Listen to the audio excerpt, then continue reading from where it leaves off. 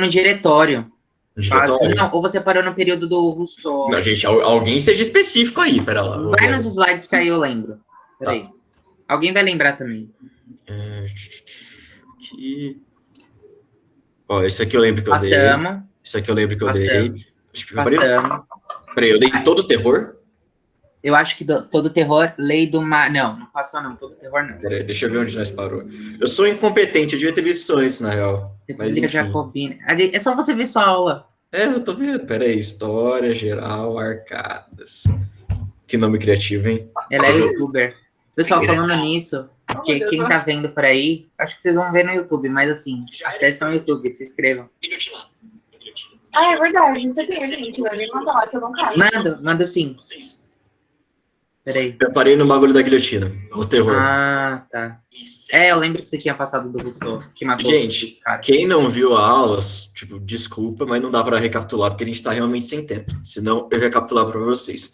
Mas vamos só dar uma revisadinha. A gente agora está no segundo período de toda a Revolução Francesa, que é a época da chamada República Jacobina, também chamada por alguns historiadores, apesar desse nome hoje estar em baixa, de terror, porque foi o momento de maior violência de toda a Revolução Francesa. Mas não só de maior violência, como também de maior radicalismo. Não no sentido ruim dessa palavra, até porque radical não necessariamente tem um teor pejorativo, mas de mais vitórias sociais, mais agitação política. O terror realmente foi o ápice, o auge da Revolução Francesa como movimento de direitos sociais. Então aqui eu já falei para vocês alguns eventos históricos que aconteceram durante o terror, né? Invasão da Áustria, primeira coalizão, a primeira de 7 coalizões, a gente vai ver isso na era napoleônica, mas agora eu vou realmente trazer para vocês alguns assuntos. Eu estou transmitindo a tela, né, gente? Senão vocês já tinham falado. Eu vou trazer agora para vocês algumas políticas que a República Jacobina trouxe. Lembrando, gente, jacobino era a baixa burguesia, tá bom? Um povo mais exaltado, que queria mais reformas sociais, até porque não era tão cheio de grana assim, e tinha uma versãozinha lá à nobreza. Bom, os monarcas já foram guilhotinados, Luís XVI e Maria Antonieta já não estão mais entre nós, e logo depois disso, portanto, não só eles, né, a família deles inteira, o filho deles foi torturado, inclusive de uma maneira muito cruel, Luís XVII, enfim, não vou entrar nesses detalhes aí. E, afinal de contas, gente, então, agora a gente tem finalmente a transferência, não é agora, mas a gente tem agora uma transferência muito forte, muito incisiva, de uma monarquia, que era a França, para uma república. Enfim, uma república. E para consagrar isso de vez, esse novo governo jacobino, esse novo momento de novas reformas sociais, esse tipo de coisa, eles elaboram a Constituição do ano 1. Ano 1, porque eles literalmente começaram a chamar, agora é isso, né, gente? Constituição de 1700, isso. Eles literalmente zeraram o calendário da França. Para eles falaram o seguinte: olha só, não importa o que aconteceu antes, a história francesa de antes é superada. A partir do ano dessa Constituição, a partir do ano da fundação desta República, nós temos, evidentemente, o início de uma nova etapa na história francesa. E, portanto, é a Constituição do ano 1. Olha que interessante, no mínimo interessante. E essa Constituição do ano 1, de 1793, que é justamente quando os reis são guilhotinados, ela estabelece algumas coisas muito importantes. Primeiro, voto universal. Obviamente, voto universal masculino. Já disse para vocês, pincelei um pouquinho, né, da Declaração dos Direitos da Mulher e da Cidadã, que deu errado, afinal de contas, né? A gente tem uma marginalização muito grande da mulher nesse período, mas, comparada à antiga Constituição Francesa, a que foi feita em 1787, é um avanço. Por quê? Porque esse voto não é mais censitário. Ele é universal. E, portanto, qualquer homem, independente da sua camada social, da sua casta, estaria passível de exercer o voto. O que não era uma coisa antes, sabe? Era muito mais uma aristocracia, uma coisa mais centrada em uma elite. Agora não mais.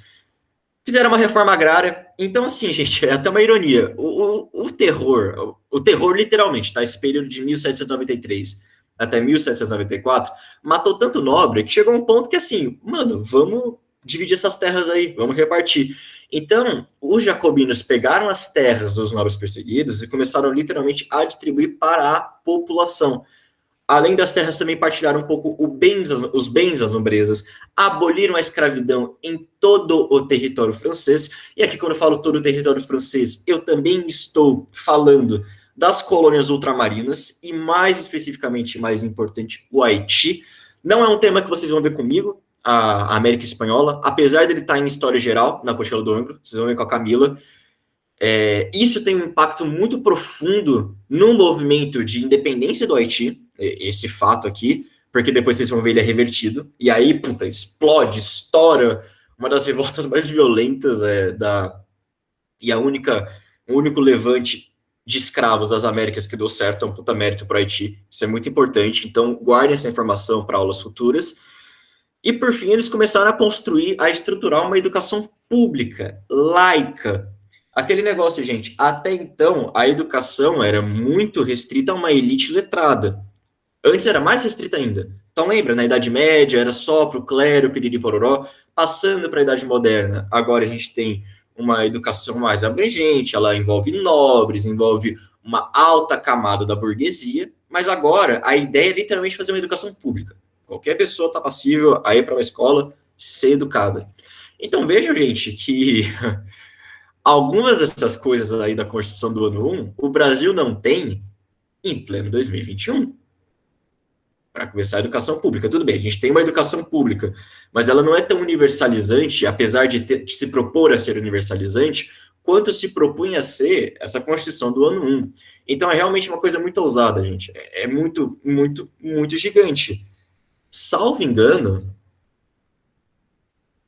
foi na Constituição do ano 1 que você teve a primeira abolição da escravidão. Eu não sei se eu estou falando merda, mas eu imagino que sim. Você tem a primeira abolição da escravidão de uma metrópole europeia. Eu vou confirmar isso depois, mas eu acho que é isso mesmo.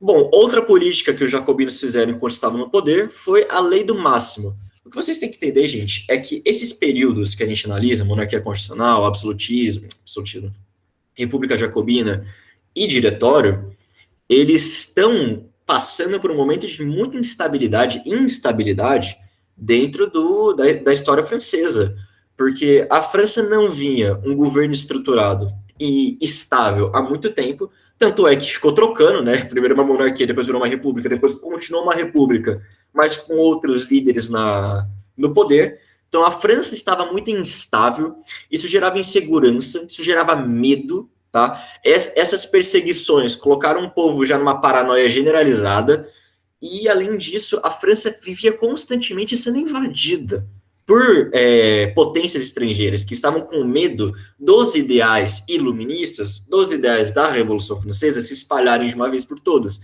E isso afeta muito a economia da França, porque ninguém tinha clima para trabalhar por literalmente medo do que poderia acontecer. O futuro era incerto, portanto, a sociedade francesa não se estruturava ao ponto de voltar a fazer a sua economia girar, e além disso, a França estava sendo invadida, e você ser invadido é muito caro.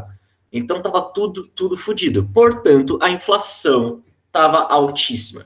O preço do pão, que era o alimento mais trivial, mais importante para um francês, estava muito alto. Eles não estavam conseguindo combater isso. Com a lei do máximo, os jacobinos tentam controlar a inflação, só que dá errado. O que eles fazem? Eles estabelecem um preço máximo pro pão em si, para alguns artigos alimentícios. Olha, não pode passar desse preço. Não pode passar. Para uma tentativa de tentar até alimentar a própria população. Só que não dá certo, gente. Isso infelizmente acontece, né? Você limita o preço de alguma coisa, as pessoas param de vender. Foi o que aconteceu no Brasil na era Sarney. O fiscal do Sarney, que ia com uma canetinha lá, ver se as coisas estavam seguindo os preços tabelados, não adianta. As pessoas param de vender, e, enfim, dá errado, infelizmente. E por dar errado, a pressão das camadas mais baixas da população começa a aumentar. Primeiro, porque eles estavam passando fome. Segundo, porque a França estava sendo invadida. Beleza, isso dá medo. Mas além de dar medo, a França, para combater, para se defender, precisa de homens, precisa de militares. E o alistamento nessa época para o exército estava sendo obrigatório. Por quê? Porque era uma questão de vida ou morte, a França precisava se defender. Então todo homem ia para o exército. Literalmente, quase todo homem ia para o exército. E isso era muito impopular.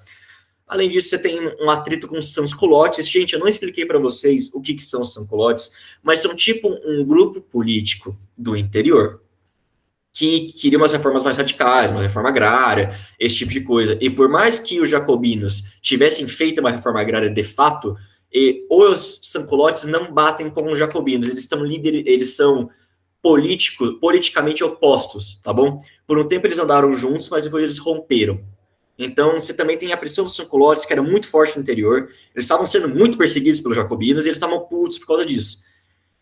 Então, assim, a França não estava bem. O clima político da França não estava bom. Por mais que tenham tido todos esses avanços, a economia estava mal, a população estava passando necessidade, tinha um medo generalizado de uma guerra, da França literalmente ser invadida, como já estava sendo, mas assim, de perder. Acontece que a França não perde a guerra, ela ganha, por N motivos, não vou entrar em detalhes aqui. E aí, gente, todo esse radicalismo que é tão característico desse período de instabilidade começa a abaixar. O que fez os jacobinos entrarem no poder é essa invasão da Áustria. Esse medo, né, deles restabelecerem a monarquia, dos austríacos chegarem a Paris, libertar Luís XVI e Maria Antonieta da prisão e colocarem eles de novo no trono. Foi esse medo da invasão que colocou os jacobinos, que alçou eles ao poder. Então, percebam que quando a guerra acaba, não tem mais sentido esse medo, essa paranoia generalizada. Então, esse radicalismo que colocou eles lá abaixa. Mas a crise econômica, política e social não abaixa. Então, o principal alicerce dos jacobinos, que era o medo da invasão, acaba. Por outro lado, os efeitos negativos do governo jacobino não cessam. E aí você tem pressão popular, até que essa pressão se manifesta em um grupo político, se manifesta nos girondinos, que queriam voltar ao poder, e eles dão, enfim, o chamado golpe do termidor, que é o golpe que derruba os jacobinos do poder. Quando eu digo jacobinos, leia-se Robespierre. Eles são depostos, mortos, Robespierre é guilhotinado, efetivamente, e a gente tem, então, o terceiro e último período da história da Revolução Francesa, o Diretório, de 1795 até 1799. Alguma dúvida, gente? Tá tudo ok? Ô, Edu, deixa eu falar, rapidão. Essa reforma agrária reforma agrária não, essa abolição, peraí, qual que é? Da escravidão? Eu escrevi, estabelece uma pressão... deixa, depois eu... Pode continuar, desculpa. Beleza, alguma outra dúvida, gente? Os seus colotes, eles vão se separar em que período? No período da guerra do terror? Quando os jacobinos assumem o poder. Quando eles rompem de uma vez. Beleza, desculpa aí, foi mal. Jacobinos, eles não aceitavam, eles eram muito foda, gente. Eles não aceitavam muito, assim, uma opinião contrária, esse tipo de coisa. É foda. Bom, aí a gente tem o Diretório, que é a última etapa da história da Revolução Francesa. Isso é controverso. Tem historiador que fala que acabou antes. Tem historiador que fala que a Revolução Francesa continuou até depois, na era napoleônica, mas para efeitos de ensino médio de vestibular, essa é a última etapa da Revolução Francesa. Bom, os girondinos, leia-se alta burguesia, portanto, restaura o seu poder e assume o controle da Revolução. E é isso que é interessante, gente. Primeira coisa que vocês têm que ter na cabeça para estudar a Revolução Francesa é um período instável. A França fica maluca. Acontece um monte de merda, um monte de gente morre, é invadida uma cacetada de vezes. Primeira coisa. Segunda coisa que vocês têm que entender, ela não é homogênea. É isso que é interessante. A Revolução Francesa não é sempre liberté, égalité, fraternité, e o povo brandeira e quebra a Bastilha e corta a cabeça do povo. Não, nem sempre é assim. Nem sempre, não é em todo momento da Revolução Francesa que ela é tão exaltada assim. Ela tem momentos de expansão e de contração. Isso é muito importante, porque o período jacobino, a República Jacobina, foi um momento de maior expansão da Revolução Francesa, no sentido que é o momento em que ela é mais radical. Agora, no Diretório, ela retrai. E muitos dos direitos conquistados na época jacobina vão voltar atrás. Quer um exemplo? No Diretório, eles escrevem e colocam em vigência a Constituição do ano 3. E a Constituição do ano 3, olha só o que ela prega: o voto censitário, a volta da escravidão nas colônias, dentre outras coisas, que a Constituição do ano 1 tinha abolido. Então, o voto universal, uma conquista. A abolição da escravidão, especialmente no Haiti, que tinha sido uma conquista, isso tudo volta atrás, cara. Isso tudo agora, na canetada, os girondinos voltam. Então, você tem uma retração dos direitos políticos. Isso não quer dizer que toda a Revolução Francesa foi por água abaixo aí. Porque a liberdade individual, a propriedade e esse tipo de coisa, eles mantiveram. Só que aquele radicalismo tão característico da época jacobina voltou atrás. E as principais conquistas do período jacobino foram revertidas, de fato, tá bom? Então, saibam isso da Revolução Francesa. Ela não é um período homogêneo. E ela tem movimentos de expansão e de retração. Nesse período, então, portanto, a gente tem, dentro do cenário francês, 3 grupos principais. Os girondinos, que eram mais centro-direita. Os realistas, que eram direita de fato, eram reacionários. E os jacobinos, que aí estão como centro-esquerda. Por que centro-esquerda? Porque os jacobinos, que eram mais radicais, estão mortos. Eles foram guilhotinados. E esses 3 grupos vão tentar se alternar no poder. Cada um desses 3 grupos vai tentar conspirar contra o outro para chegar no poder e colocar o seu plano político, tá bom? Então, por exemplo, um exemplo dessas conspirações que aconteceram. A gente tem a Conspiração dos Iguais, de 1795, feita por um cara chamado Graco Babeuf, não sei como vocês queiram chamar ele, se quiser Babeuf, whatever, que é uma tentativa de tomar o poder, uma tentativa jacobina de tomar o poder. Ele vai tentar lá alçar, chamar um povo para fazer um levante e voltar ao que a Constituição do ano 1 da França estabeleceu, voltar ao voto universal, esse tipo de coisa. Dá errado. Ele é violentamente reprimido, essa Conspiração dos Iguais, quase todo mundo é morto, e, enfim. Além disso, os realistas também tentam dar um golpe, em 1795. Não dá certo, não tem apoio político. Então perceba como o diretório é um tentando subir no outro o tempo todo. É um tentando dar um golpinho no outro, e a gente está tendo um período de muita instabilidade dentro da França. Além disso, a guerra com as colônias... Eu sei que está um pouco confuso, mas vocês vão entender o que eu quero dizer. As guerras externas, as guerras de coalizão, ou seja, a união da Europa contra a França, para impedir que os ideais da Revolução Francesa se espalhassem, ela continuava. Só que a França estava conseguindo grandes vitórias, principalmente por causa do general baixinho, que tinha nascido na Itália, que a gente vai ver amanhã a história dele. O que eu quero dizer, gente, é o seguinte: a economia francesa estava mal. A França, apesar de estar tendo vitórias contra as nações rivais, ela estava sendo invadida. Pessoas estavam morrendo, e isso é muito impopular. E o diretório, especificamente, é um período de muita instabilidade política, onde, por mais que os girondinos estivessem consolidados no poder, você tinha um monte de atrito e um monte de plano para derrubar eles e instaurar outro regime. Então percebam que a França estava muito maleável, a França estava muito instável.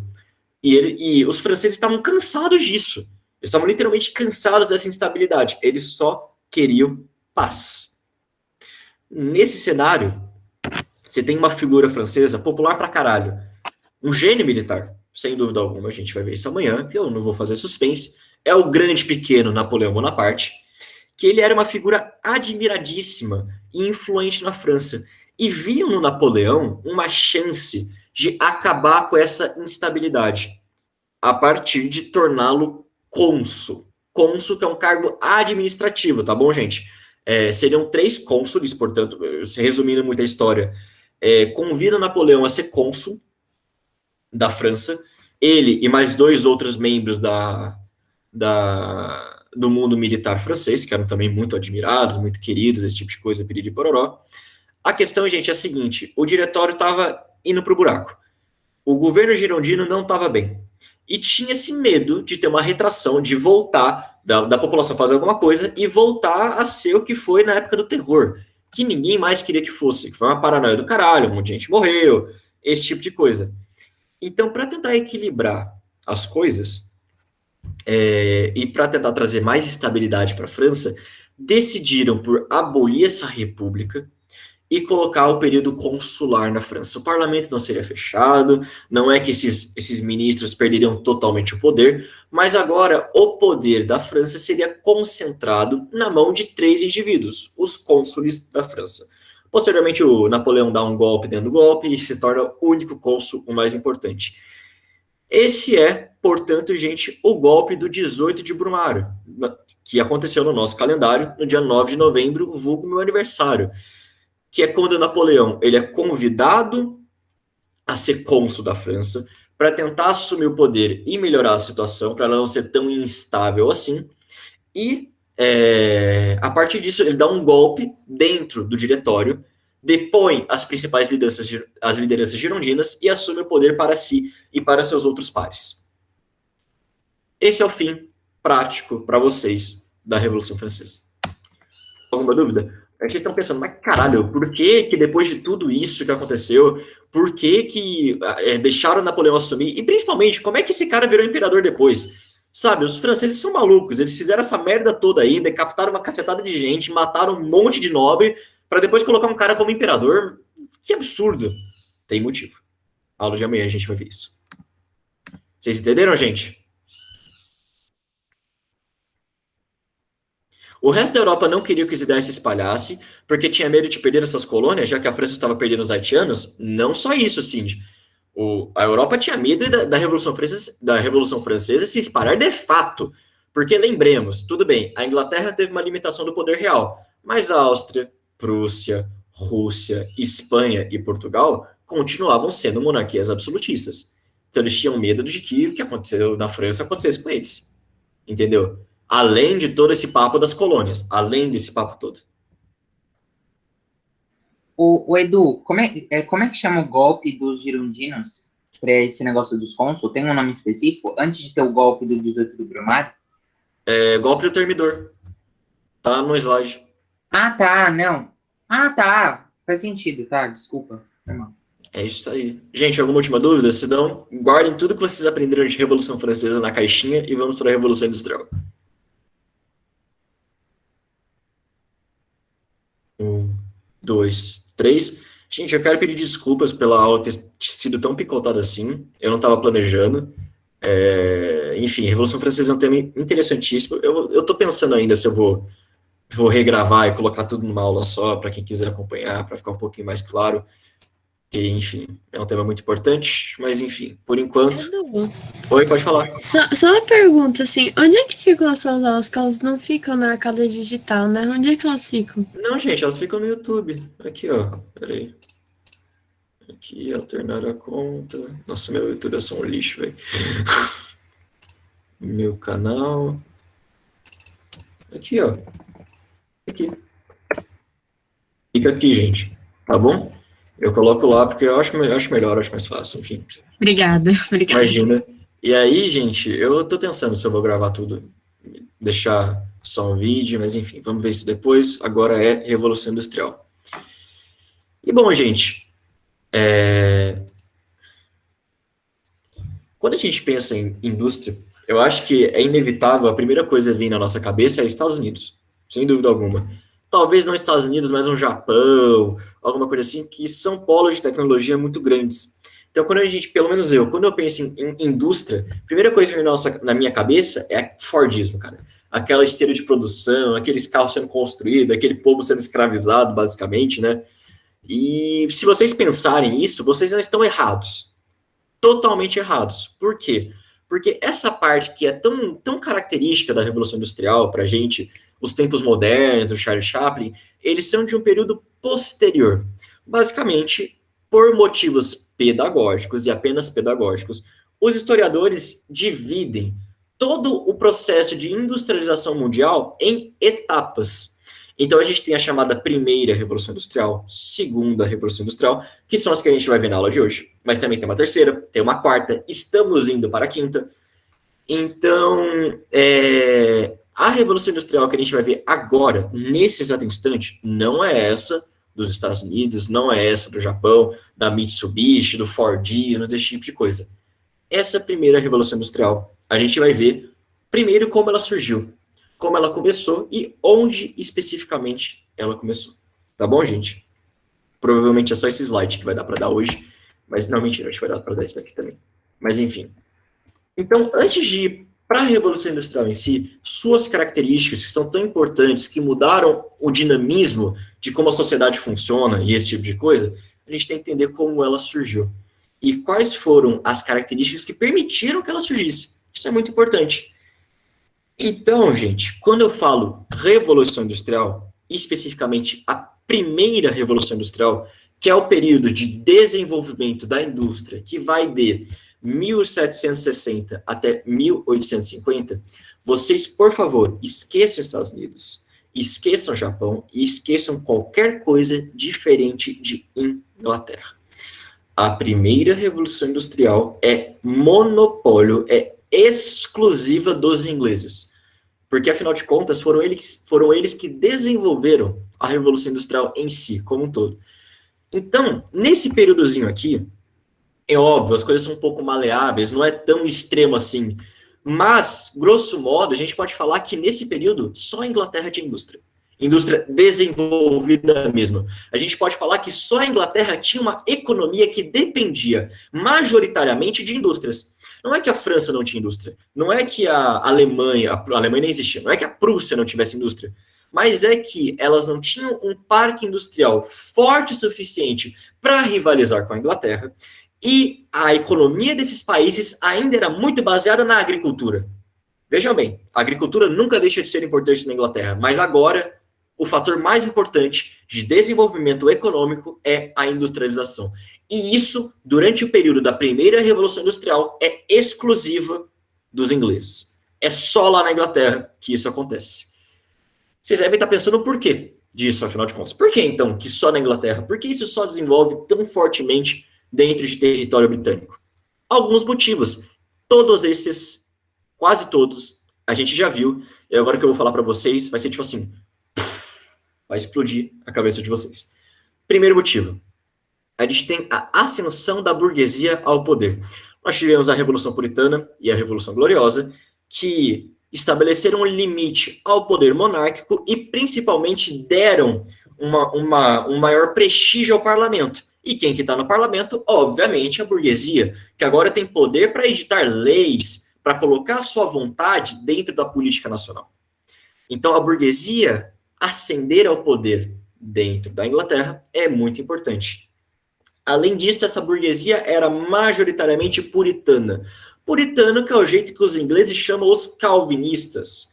E se vocês lembrarem muito bem, o calvinismo é uma das únicas religiões católicas que não condena o lucro exacerbado. Muito pelo contrário, para o João Calvino, você está predestinado, lembra disso? Você está predestinado a ir para o céu ou inferno. E nada do que você fizer aqui na Terra vai mudar esse fato.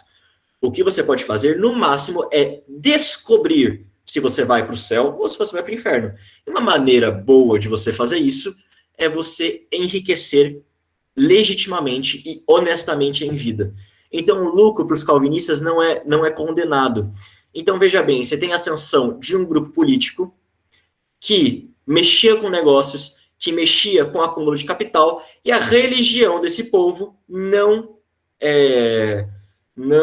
proibia, não condenava esse acúmulo de capital. Como condenava o catolicismo? Como condenava o luteranismo?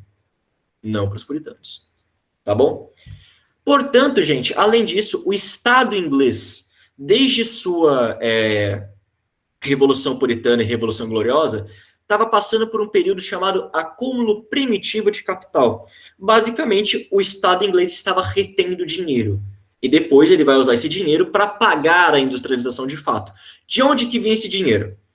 Das grandes navegações e principalmente das manufaturas. Vejam bem, gente, quando Portugal atracou no Brasil, quando a Espanha chegou nas Américas, encontrou todo aquele mar de ouro, aquela riqueza inacreditável. E depois que esse ouro passou, também tiveram plantio de cana, esse tipo de coisa. E isso deu um dinheiro filha de uma puta para a Europa. Principalmente para a Espanha e para Portugal. Agora, vocês estão pensando, mas a Inglaterra não tinha colônia. Quer dizer, até tinha, mas não eram tão lucrativas assim. E vocês estão certos. Então, de onde que vem esse acúmulo de capital da Inglaterra, se ela não tinha colônia que tinha ouro e não tinha condições de fazer uma grande plantação de especiarias, de cana-de-açúcar? Vinha porque a Inglaterra foi esperta o suficiente para investir o pouco dinheiro que ela tinha em manufatura.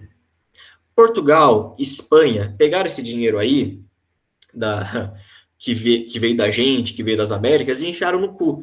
Contraíram dívida, fizeram os caralho, aí construiu o palácio, construiu a igreja de ouro, de ostentação, piriri pororó, torraram tudo, entraram em dívida, principalmente em dívida com a própria Inglaterra, e os ingleses usaram desse pouco dinheiro que eles tinham e que eles estavam acumulando aos poucos e investiram nas chamadas manufaturas. Vejam bem, gente, manufatura não é indústria, tá bom?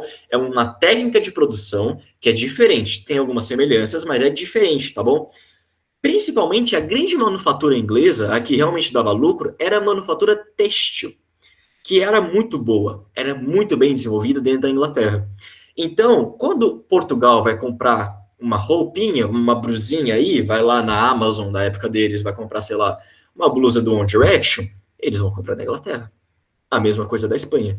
Então, aquele dinheiro que Portugal e Espanha tinham acumulado, vai embora. E vai embora para onde? Para a Inglaterra, que agora, por causa das suas manufaturas, começa a acumular o dinheiro que a Espanha e Portugal tinham acumulado. Vocês entenderam a lógica desse negócio? Então, aos poucos, a Inglaterra vai começar a acumular esse dinheiro. Tem um terceiro elemento que também fez esse acúmulo de capital acontecer, só que eu vou falar ele no finalzinho desse slide, tá bom? Então, basicamente é o seguinte, a gente tem dentro da Inglaterra a ascensão da burguesia, que dá condições políticas da industrialização acontecer. A gente tem um acúmulo primitivo de capital, que dá condições estruturais para ela acontecer. A Inglaterra tem dinheiro para pagar uma indústria, que era cara para um cacete na época.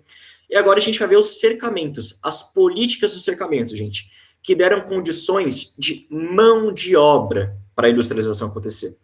Basicamente, gente, é o seguinte, até então, por mais que a Inglaterra já tenha acontecido na Inglaterra a passagem da Idade Média para a Idade Moderna, alguns elementos do feudalismo ainda existiam na Inglaterra.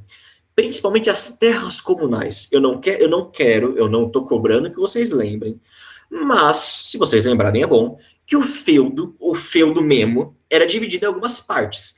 E entre elas, a gente tinha essas terras comunais, que não pertenciam a ninguém especificamente. Ela era de todos, qualquer pessoa poderia morar lá, qualquer pessoa poderia fruir dessa terra, fazer o que quiser lá. Então, plantar, criar gado, esse tipo de coisa, sem maiores impostos para o governo. Essas terras, no período da Revolução Industrial, ainda existiam. Então, tinha gente que morava lá e que criava gado, e que criava pasto, tá bom? Camponeses, literalmente, que estavam na zona rural.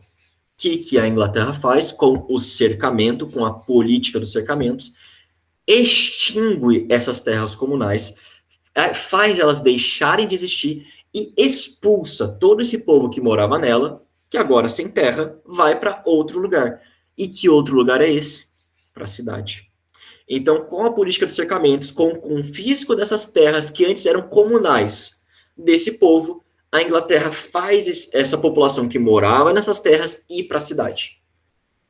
E ela vai para a cidade, tem muita mão de obra, tem um êxodo rural muito grande, então agora a gente tem uma mão de obra abundante e barata, que é essencial para a industrialização acontecer. E além disso, gente, no lugar dessa população, nessas terras da política do cercamento, a Inglaterra o Estado inglês vai produzir lã. Essa lã vai ser muito utilizada para a indústria têxtil no futuro, para as indústrias, para as fábricas têxteis. Então, a política do cercamento permitiu, primeiro, mão de obra abundante e barata para escravizar, que é o que os ingleses sabem fazer muito bem, que eles precisam fazer. E, além disso, lã, que era matéria-prima para as primeiras indústrias que a Inglaterra vai ter. Além disso, o solo inglês é muito privilegiado. Por quê? Porque tem muito carvão e muito ferro, que são matérias-primas que vão ser muito importantes para a primeira etapa da Revolução Industrial. Então, vejamos, gente, a ascensão da burguesia. Possibilidade política da Revolução Industrial acontecer. Você tem uma casta dentro do governo que tem interesse em acontecer uma Revolução Industrial. Você tem acúmulo de capital, que dá dinheiro para a Inglaterra investir. Com a política de cercamentos, agora a Inglaterra tem mão de obra para conseguir tocar essas indústrias E com a lã da política do cercamento e com o subsolo inglês, que era rico em carvão e ferro, a gente tem as principais matérias-primas necessárias para que as fábricas, as primeiras fábricas, pudessem girar. Por fim, mas não menos importante, a gente tem também como acúmulo de capital e como precursor da Revolução Industrial os atos de navegação, gente, a hegemonia naval. Vocês lembram que Oliver Cromwell assinou lá que todo navio que entrar na Inglaterra que traga produtos tem que ser inglês? Pois é, esse monopólio do comércio naval para a Inglaterra e fora da Inglaterra deu muito dinheiro para eles, muito dinheiro. E eles vão usar esse dinheiro muito bem para a Revolução Industrial. Alguma dúvida, gente? Tá tudo bem? Ok, eu acho que isso não foi uma pergunta. Mas, eu acho que a Yasmin pergunta alguma coisa. Não sei ela se caiu, saiu. né? Ela mas caiu. eu acho que é melhor ela escrever no chat. Geralmente isso acontece nas Gente, aulas. eu caí. Desculpa. Aí, voltou. Pode falar. Ô, Edu, a minha pergunta é assim, na manufatura, a técnica de produção, tipo, era técnica de produção de tecido, tipo, que eles fabricavam muito bem só eles, ou era outra coisa? Eu não sei se entendi o que você quis dizer, mas assim, a manufatura, gente, é um iniciozinho de industrialização no sentido que tinha uma divisãozinha do trabalho, então cada um cuidava de uma função, esse tipo de coisa, mas não tinha aquele ritmo frenético, desenfreado da Revolução Industrial, entendeu? É por isso que a Inglaterra se dá bem, porque ela produz tecido muito bom, muita qualidade, muito rápido, e ela vende para os outros. Com a industrialização, essa diferença aumenta ainda mais. Entendeu? É isso que você queria saber? Eu não sei. Sim, era isso. Obrigada, viu? Ô, Edu, já pegando um ponto que a Yasmin falou, da manufatura, não é só de produção de têxtil, né, que eles faziam. Não, mas era o que mais dava dinheiro para a Inglaterra. Manufatura geralmente não é uma produção de uma técnica específica, é isso? Manufatura é uma técnica. Literalmente. A palavra manufatura quer dizer uma técnica, entendeu? Uma técnica de produção que a Inglaterra sabia fazer muito bem. Tá, Vocês veem isso, principalmente em geografia. Oi, pode falar. E uma outra coisa que eu ia te perguntar é a Revolução, que você tinha falado, eu acabei não pegando porque eu acho que travou no meu computador. A Revolução Puritana e Gloriosa, eles deram prestígio ao quê para os burgueses? Ao parlamento. E o parlamento é a burguesia. Obrigado, Edu. Imagina. Acho que é isso só. Gente, vamos correr com esse slide? Gente, essas características que eu trouxe para vocês é o que mudou após a Revolução Industrial. Mas para vocês entenderem o que mudou, vamos dar um passo atrás. Eita porra. E vamos ver como é que era. Eu juro que eu vou rapidinho, tá bom, gente? Vocês têm aula do Kelson depois, é ao vivo, né? É ao vivo. Então eu vou correr com esse slide para não atrapalhar a aula dele. Correr mesmo. Pra gente entender, gente, como que era essa produção, né, nessa época, a gente tem que saber como que eram produzidas as coisas antes da Revolução Industrial. Então eu vou contar uma história para vocês agora, é literalmente um momento historinha e piriri pororó, para vocês sacarem. Vamos imaginar, gente, um ferreiro. E um ferreiro na Idade Média. Onde que ele trabalhava?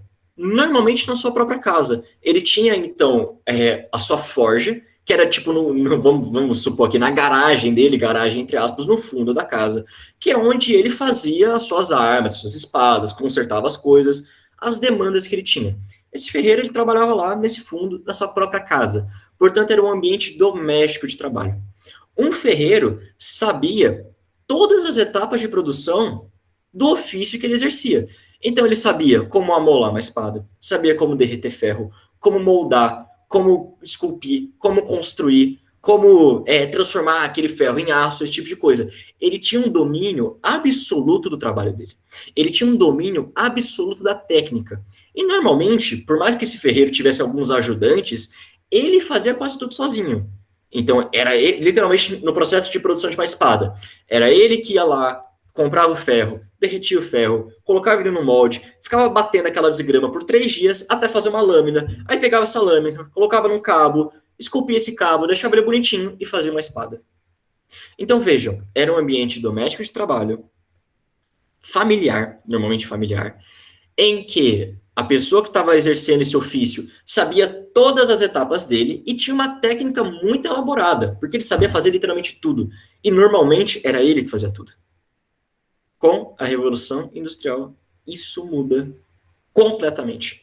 Tudo isso que eu acabei de falar para vocês, joguem no lixo, porque não vai ser mais assim. Primeira coisa, antes, quem ficava batendo aquela espada, igual um retardado, era o ferreiro. Ou seja, a força era humana. Era o povo que fazia essa força. Agora não mais. Com a descoberta, com novas tecnologias, principalmente a força hidráulica, a energia do vapor, a força feita na produção vai passar a ser das máquinas. As máquinas que fazem esse processo de bater as coisas, de juntar negócio. Ainda tem força de gente, não se engane, ainda é uma vida desgraçada. Quem trabalhava nessas fábricas nessa época saía com uma escoliose fodida. Mas, agora, o grosso do trabalho vai ser feito pela máquina. E a gente vai ter uma padronização por causa desse sistema fabril. Peraí, gente, que horas são? Agora é 2h45. Eu vou parar por aqui, senão eu vou pegar uma aula do Kelson, enfim, é injusto. Tá bom? O que vocês acham? Eu tenho que parar, não tem o que achar, não. Ah, beleza. A gente continua amanhã, tem bastante